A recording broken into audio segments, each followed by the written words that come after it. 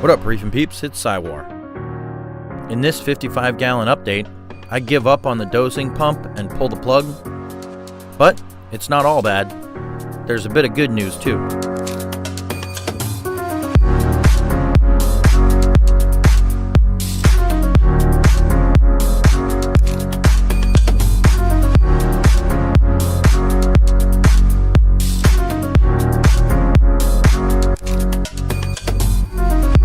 So for the past couple months, I've been trying to get this dosing pump dialed in.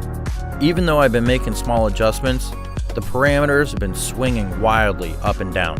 In fact, the swings have been so drastic that I lost all but one of my test corals.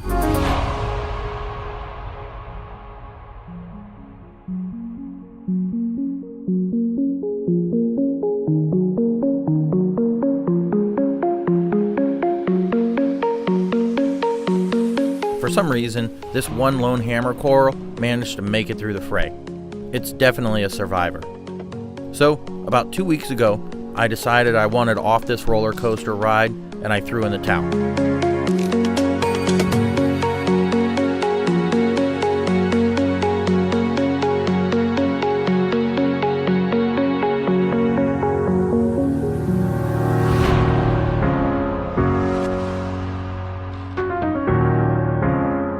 Now that I'm not dosing supplements, what am I going to do? I'm going back to what was working for me before. Kalkwasser in the auto top-off. So, what exactly is Kalkwasser? Kalk is calcium hydroxide powder.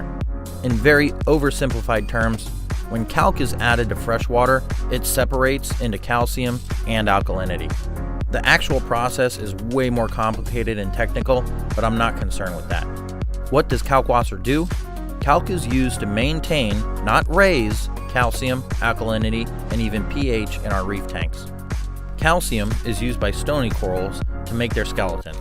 Alkalinity is used by corals to maintain their health and contributes to their growth. Higher levels of pH actually contribute to more efficient calcification for coral growth.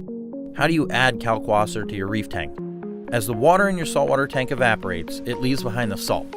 You need to add the lost fresh water back into your tank. You can do this manually, but I have an auto top-off mechanism. My preferred ATO is the Tunzi Osmolator. I use it on my 55-gallon and my nano tank. It consists of the controller, an electric eye and float switch to detect water levels, and a pump which is placed in the ATO reservoir. My ATO reservoir is a 10-gallon food-grade jug that I purchased used on eBay for super cheap. It's absolutely awesome and one of my better buys. So, how does the kalk, ATO, and reservoir all work together? First, we need to add the kalk to the fresh water in the ATO container and mix it thoroughly. I want to give a quick shout out to my brother and his wife for getting me this little high-door circulation pump for Christmas. My intent is to use this pump to keep the kalk suspended in the ATO reservoir. In the past, I've had problems with it settling out, and I think this is going to be a good solution. As the water in the tank evaporates, the ATO sensor triggers the pump to fill the tank. By having the Kalkwasser in your ATO water, you're killing two birds with one stone. You're adding the lost water back into the tank, and you're adding the needed supplements. So that's the basic of Kalkwasser and how it works with your ATO. You know, this has been an incredibly painful and expensive lesson to learn. I should have just stayed with what was working for me. I was having good coral growth and color. Everything was thriving. My mistake was thinking I could do better. I thought that getting a dosing pump was sort of the next step in reefing for me. And maybe at some point it is. But for now, I'm just going to stick with Old Faithful, Kalkwasser. Now, in addition to the kalk, I'm also dosing a small amount of Red Sea alkalinity buffer to help raise my alkalinity. Again, because kalk is a maintainer, not a raiser of alkalinity. My goal is to get the tank straight by February. There's a local frag swap, and I want to spend some cash there in order to reconstitute my coral collection. Also, my other corals have been sitting in Wayne's frag tank at his shop, What's in Your Tank, for a few months now. And I'm starting to feel like that relative who shows up to your house and never leaves. So I want to get those corals out of there. Okay, back to the tank update, because I totally just went off on a tangent. So, what's good in the tank?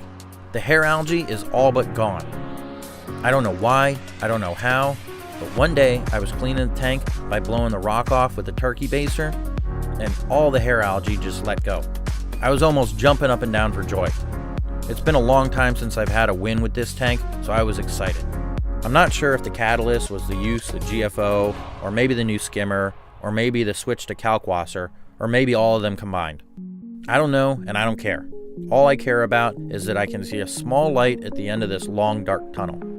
I did move my Durasa clam to the other side of the tank because the pistol shrimp expanded his excavation project and it was tipping over the clam.